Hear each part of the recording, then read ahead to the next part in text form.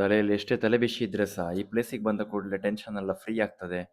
ನನ್ನ ಕಸಿನ್ಸ್ ಎಲ್ಲ ಬ್ಯಾಂಗ್ಳೂರಿಂದ ಬಂದಿದ್ರು. ಒಂದು ಒಳ್ಳೆ ಪ್ಲೇಸಿಗೆ ಕರ್ಕೊಂಡು ಹೋಗಂತ ಹೇಳಿದ್ರು. ನಾನು ಸೀದಾ ಕರ್ಕೊಂಡು ಬಂದದ್ದು ನಮ್ಮ ಪೇಜಾವರ ಶ್ರೀಗಳ ನೀಲಾವರ ಗೋಶಾಲೆಗೆ.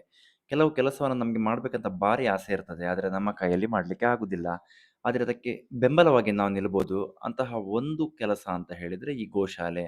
ನನಗೆ ತುಂಬ ಆಸೆ ಇತ್ತು ತುಂಬ ದನಗಳನ್ನು ಸಾಕಬೇಕಂತ. ಆದರೆ ಅದು ಪ್ರಾಕ್ಟಿಕಲಿ ಸಾಧ್ಯ ಇಲ್ಲ. ಆದರೆ ಈ ನೀಲಾವರ ಗೋಶಾಲೆಗೆ ಬಂದು ನಾನು ನನ್ನ ಕೈಯಲ್ಲಾದ ಸೇವೆಯನ್ನು ನಾನು ಕೆಲವೊಮ್ಮೆ ಕೊಡ್ತೇನೆ.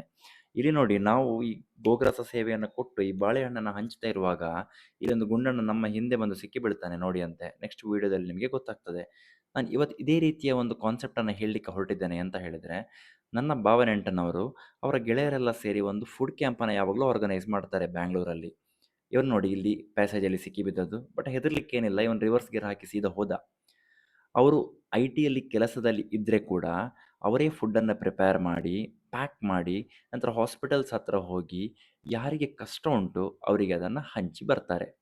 ಇದು ನೀಲವರ ಗೋಶಾಲೆಯದ್ದು ಸೇವೆಗಳ ವಿವರ ನಾನಿಲ್ಲಿ ಹಾಕಿದ್ದೇನೆ. ಅವರು ಅನ್ನದಾನ ಮಾಡುವ ಸಂಸ್ಥೆಯನ್ನು ಅನ್ನಪೂರ್ಣೇಶ್ವರಿ ಅಂತೇಳಿ ಹೆಸರನ್ನಿಟ್ಟಿದ್ದಾರೆ. ಅವರೇ ಇವತ್ತಿಲ್ಲಿ 20 ದನಗಳಿಗೆ ಗೋಗ್ರಾಸ ಸೇವೆಯನ್ನು ಕೂಡ ಕೊಟ್ಟರು. ನಿಮಗೇನಾದರೂ ಡೌಟ್ಸ್ ಇದ್ದರೆ ಆ ಪೇಜನ್ನೊಮ್ಮೆ ಚೆಕ್ ಮಾಡಿ. ನಿಮಗೆ ಅವರ ಕೆಲಸ ಗೊತ್ತಾಗ್ತದೆ. ಒಂದು ಸಣ್ಣ ಸೋಷಿಯಲ್ ಕಾಸಿಗೋಸ್ಕರ ಈ ವಿಡಿಯೋ. ಸಿಗ್ತೇನೆ. ಬಾಯ್.